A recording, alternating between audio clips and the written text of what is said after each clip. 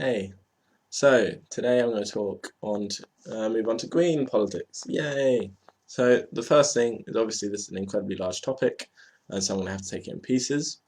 And I've had a lot of struggle deciding where I should begin, um, but in the end I just chose somewhere, and I'm going to start with something relatively enclosed, which is exponential growth. I want to warn you that we're going to do some maths, right? Don't be too scared. It's only like relatively simple arithmetic. Nothing too complicated, I promise. So, exponential growth. Exponential growth is any rate of change which remains the same as a percentage. So, to give you an example, if you have £100 in the bank and I have a 10% interest rate per year, then next year I'll have £110 in the bank because I added 10%. And then the next year, add 10% again, and so you'll then add 11 this time, and then it'll be 121, and then we'll add 10% again, and so I'll take 121, take 10% of that, and add that to it. Anyway, so this goes on. And any exponential rate of growth starts off as a relatively flat line, and then it quickly becomes very steep, right? It quickly becomes very steep. And so I'm gonna spell this out a little bit more, so that we're all on the same page and we've got it all very clear in our heads, because I think it's very important to understand. So any exponential function has something called a doubling time. So a useful one to just remember to have stuck in your head is that a 7% rate of growth has a doubling time of approximately 10 cycles. And equally, to reverse that, a 10% rate of growth has a doubling time of 7 cycles. And this is useful because you can use that to make estimates of others. So if 7% is 10 cycles, then 3.5%, half of 7, is 20 cycles, because it doubles, right? It's useful to have that thing in your head. So imagine a jar with a single bacteria inside. The bacterium's called Jiminy Cricket. So Jiminy Cricket, the bacterium, is in our jar. And this bacterium, Jiminy Cricket, has a doubling time of 1 minute. So after the first minute, there's 2. After the second, there's 4. After the third, there's 8. After the fourth, there's 16. Then 32 and 64 and 128 and 256, etc., etc., etc. Right. So the jar is starting to fill up. So what if I told you that after 1 hour the jar will be full? So the question is, when does our cute little Jiminy Cricket bacteria civilization start to realize that the civilization's running out of space? Is it when it's half full? Is it when it's a quarter full? Is it when it's an eighth full? A 16th full? A 32nd full? Like a 64th full? Whatever that looks like. Well, I mean, let's say an eighth full is reasonable, right? Except when you realize an eighth full, when is an eighth full?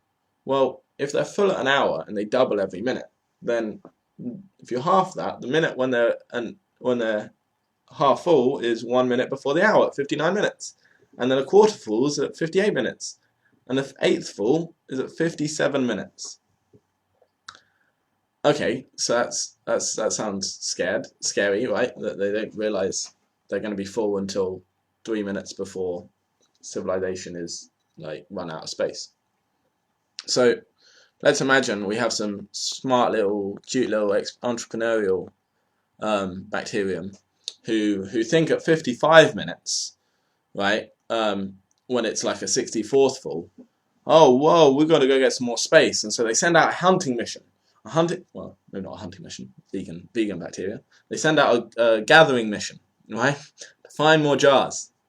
And I didn't prepare, so I don't have any more jars. But let's imagine they find 3 more jars, right? So we've got 3 jars here. So how much time have they gained with their 3 new jars? Well, they multiplied all of the resources that civilization has ever had, right? When they were here, 5 minutes ago, they thought they had infinite resources still, right? But they've multiplied all the resources they've ever had by adding another 3 jars. So how much time they gained? Well, if at 12 o'clock at the hour they're full, then at 1 minute past the hour, they double again, they've used the second jar, and at 2 minutes they've used the third and fourth jars, multiplying all the resources they'd ever discovered by 4, and they gained 2 minutes before total collapse. Right. So what does this mean? It means that understanding doubling times in terms of exponential growth is very important if we are to understand like very sudden and surprising collapse, right? And so when politicians and economists talk about the overriding need for growth, right, that economic prosperity is so important that we need to override, right, the rights of indigenous people, or override the need for social progress and welfare and all the rest of it. Economic growth is so important, right? Because they're terrified that they currently only have a growth rate of 2% or 3%, right? Or let's say 3.5%, which is optimistic for these days. No one in the West has a growth rate of 3.5%, but let's pretend they do, right? Even a growth rate of 3.5%, which would be just like quite successful but not like amazing. Even a growth rate of 3.5% means they double all of the resources they use in every 20 years. So in our lifetimes, it'd be like 4 times. They double all the resources they'd ever use.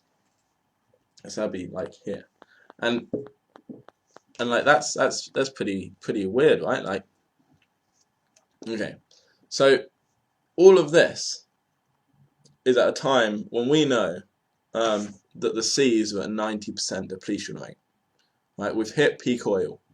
We're heading towards peak phosphorus. We've almost hit peak phosphorus. We've got peak coal, peak uranium, peak aluminium all on the way. I'll talk about specifically what all these peaks mean, right?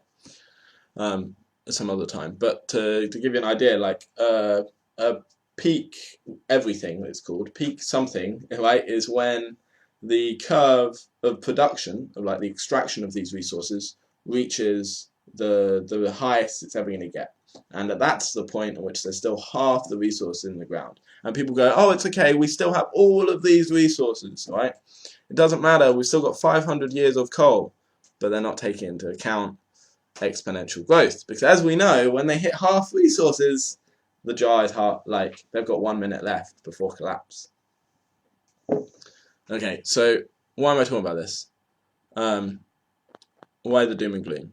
I only explain this because I want to totally like destroy the notion that some kind of smooth process of technological change has any chance of saving us, right? That some kind of like small changes in our civilization can save us. No, there has to be total shift in the way we see resources if we're to avoid like total ecological collapse. We have to end economic growth in that sense, right? So what about the individual? Can't each of us do our bit? So here we move from physical limits to economic relationships. So many of the Greens in the 1980s, they fled for the hills, right? They to save themselves from the guilt they were feeling at the world they were passing on to our generation, right? They abdicated to themselves the responsibility of changing society by trying to be sustainable in their own lives, which is like a laudable goal, I guess. But the whole thing is a personal gripe for me, because our generation, what I think of as the tipping point generation, we don't have such a luxury. We can't run away.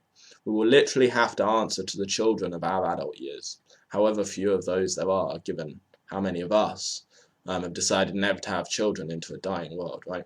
So we have to change the world. We have to change everything. We have to do it for ourselves and for our children. So is there like a middle ground? Can we like overgrow the system, like as they say, like be partially embedded in it and not run for the hills like the hippies did, but start food growing co-ops and all the rest of it? So let me draw you a scenario. So we have Jade.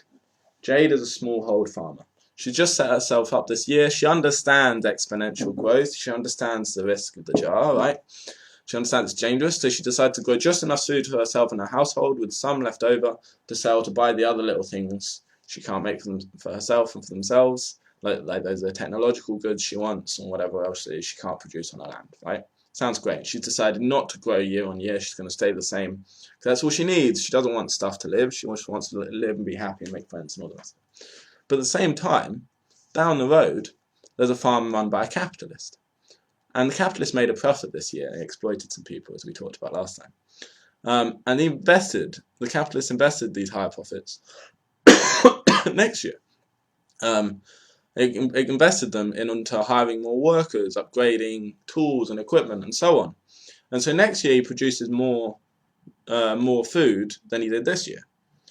And what that does is it lowers the price of the food on the market, right? Because he has a higher share, it's more abundant. And so what this means for Jade is that she has a problem because next year, even though she grows exactly the same amount of stuff, the stuff is worth less because there's more to go around in total. And so this year, when she tries to sell a little bit, a small percentage of what she earned, in order to get like the other things she needs, like to pay people to repair her tools, for instance, or whatever it is she needs, she can't quite afford everything when she could last year. And so this year she scrapes by. It's not a big difference. She scrapes by, like maybe there's some stuff that gets like left by the wayside. But then next year it happens again. The capitalist reinvests again, and he gains a slightly larger market share, and Jade's produce is worth even less. And then after just a few years, Jade finds she can't maintain her like eco-sustainability life. Not that she's done anything wrong, but it's simply because she lives within a capitalist market of competition. So there's only one solution. Destroy the system of competition within a market. Destroy the need for growth. Share everything. End the concept of private property. Live not for stuff, but for love. Small is beautiful. Everything for everyone. Right. So there's loads more I'd love to talk about, but I'm already well over time. So, yeah. The next part, I've got lots more videos potentially coming if you guys still like these ones. So let me know if there's anything, especially in green politics, you want to talk about, and we'll talk about those. Ciao, ciao.